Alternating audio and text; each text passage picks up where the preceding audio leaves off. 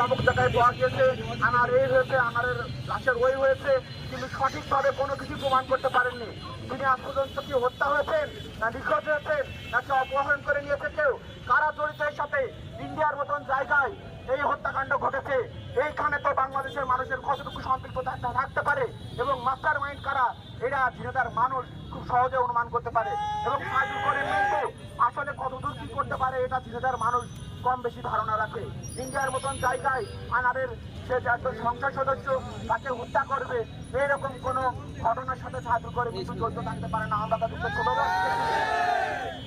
সুতরাং আমি বলতে চাই প্রশাসন এবং শান্তি সাংবাদিক ভাইদের, আপনারা দয়া করে সুস্থ যে সংবাদগুলো, সঠিক যে সংবাদগুলো, আপনারা সেই সংবাদগুলো পরিবেশন করবেন।